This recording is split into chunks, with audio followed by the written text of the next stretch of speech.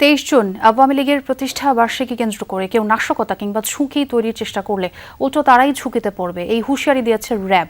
রাজধানীর মোহাম্মদপুরের শীর্ষ ছিনতাইকারী সোহেল ও তার দুই সহযোগীকে অস্ত্রসহ গ্রেফতারের পর এক সংবাদ সম্মেলনে এই কথা বলেন র্যাব 2 এর অধিনায়ক নাইমুল হাসান। সিলন টি রপ্তানিতে শীর্ষে। গেল 16 জুন আদাবরে এক বিকাশ ব্যবসায়ীকে কুপিয়ে তার দোকান থেকে 3 লাখ টাকা লুট করে সন্ত্রাসীরা। এ ঘটনায় পুলিশ অভিযান চালালে ছিনতাইকারীরা তাদের ওপরও হামলা চালায়। পরে পুলিশের পাল্টা গুলিতে 2 ছিনতাইকারী আহত হয়, গ্রেফতার করা হয় 4 জনকে। এই একই ঘটনায় র্যাব অভিযান চালিয়ে স্থানীয় সন্ত্রাসী এক্সেল বাবু ও কবজিকাটা আনোয়ার গ্রুপের 6 সদস্যকে গ্রেফতার করে।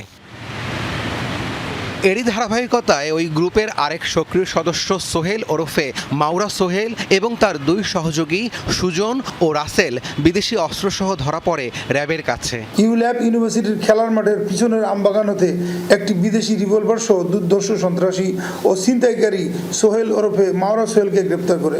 ধৃত সোহেল মাওরা সোহেলের মোহাম্মদপুর এলাকার কিশোর গ্যাং ও ছিনতাইকারী গ্রুপ মাওরা গ্রুপ এবং এর প্রধান আবু সাইদ গ্রুপের সেকেন্ড ইন কমান্ড।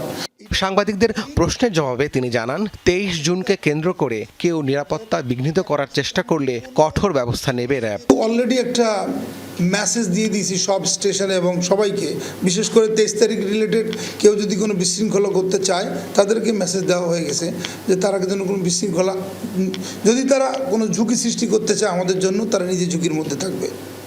এই অস্ত্র দিয়ে হোক আর যে কোনোভাবে হোক, যদি কোনো ঝুঁকি সৃষ্টি করতে চায়, আমি আবার আপনাদের বলছি, যদি কেউ 23 তারিখকে নিয়ে কোনো আইন শৃঙ্খলা বাহিনীর প্রতি কোনো ঝুঁকি সৃষ্টি করতে চায়, তারা কিন্তু ঝুঁকির মধ্যে থাকবে।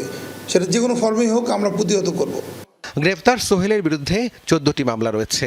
মাওরা সোহেলের সহযোগীদের গ্রেফতারেও অভিযান চলছে। বাংলাদেশ হচ্ছে পোরাস বর্ডার একটা এরিয়া, অনেক বর্ডার থেকে কত কিছু আসে। রাব্বি সিদ্দিকী, যমুনা নিউজ, ঢাকা।